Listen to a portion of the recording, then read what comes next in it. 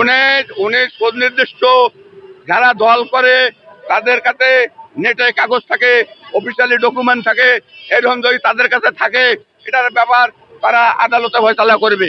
আমি একজন সরকারি কর্মচারীর বিধিবিধান কোথাও নাই, সে দল করতে পারবে।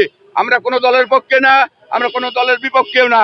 আমি সরকারি একজন কর্মচারী, রিক্সা চালাই, আমার অধিকার স্বাধীন নাই। আমার অধিকার স্বাধীনের জন্য আমি ক্যামেরায় কথা বলবো, এটা আমার গণতান্ত্রিক অধিকার। কার পক্ষে থাকবে, কার বিপক্ষে যাবে, কোন দল কি বললো, এটা আমার কিন্তু ফাংশন না। আচ্ছা, তারেক রহমানকে নিয়ে আপনি কি এমন বলছেন? আমি তারেক রহমানকে এটা বলছি যে সে 31 দফা দিতে, আমি আজ পর্যন্ত রিক্সা চালাই। সে যদি আর একটা দফা সংশোধন করতো, মানে 32 দফা করতো, তাহলে সেটা হলো মানুষের অধিকার স্বাধীনের দফা। একটা দফা বাড়িয়া যখন 32 করতো, তাহলে মানুষের এই চলাচল করতে এই সমস্যাগুলো থাকতো না। মূল কথা হলো কি সমস্যা হচ্ছে আপনাদের? আমাদের সমস্যা হচ্ছে আমরা প্রত্যেকদিন যেটা দেখতে পাচ্ছি, দিন দ্রব্যমূল্যের দাম, রাস্তায় মিটিং, ওই হাল্লা মিটিং, আমরা গাড়ি চালাইতে পারি না। একজন শ্রমজীবী মানুষ সারাদিন শ্রম দিতে, তাই সময় মতো ঘরে ফিরবে, তাই পরিবার নিয়ে একটু বাজার করবে, এই বিশৃঙ্খলার কারণে, রাস্তার যানজটের কারণে সময় মতো তারা বাড়িতে বেঁধে পারে না। এইখানে তো বিএমপির কোনো দায় না, এখন তো সরকার না, আমরা তো কোনো বিএমপি আমরা দায় দিচ্ছি না, আমরা রায় দিতে কাকুকে দিচ্ছি না। আমরা শুধু জাতিকে বলতে চাই, আমরা গণতান্ত্রিক মানুষের দেশের একজন নাগরিক হিসাবে সরকার প্রধানের উদ্দেশ্যে এগুলো সবাই তারা কদিন আগে ছাত্র সমাজ যে দেশ স্বাধীন করলো, 71 সালে মুক্তিযোদ্ধারা দেশ স্বাধীন করছে, 2 স্বাধীন কিন্তু একটা সুতায় গাঁথা।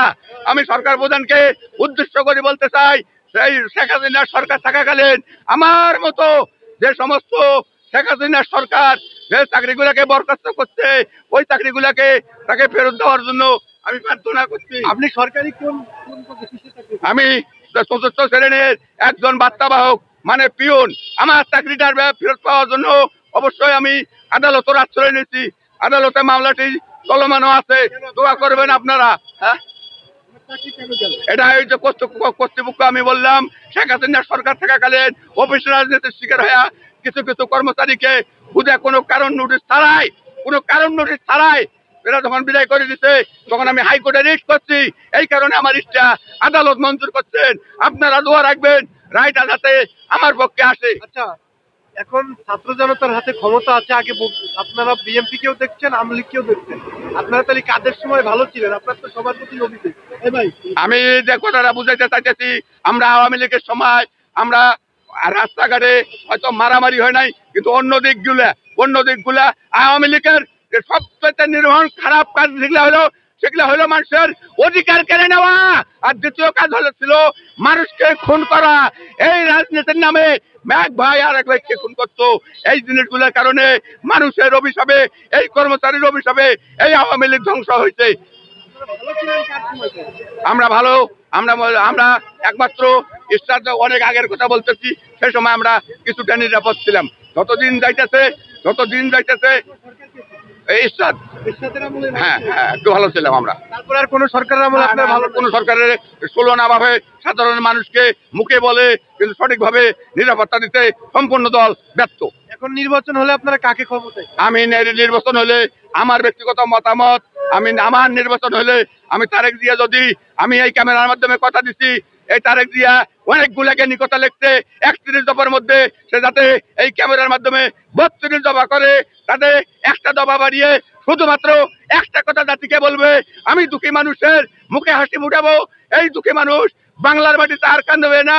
দুঃখী মানুষের আমি অধিকার স্বাধীন করব, শুধু একটা দফা বাড়াইবে। তাহলে আমি ক্যামেরার মাধ্যমে আপনাদের ঘোষণা দিচ্ছি, এরা ভবিষ্যতে দল গঠন করুক। ভোট যদি জনগণ দেয়, সাধারণ মানুষ ভোট দিবে, এখানে আমার হাত নাই।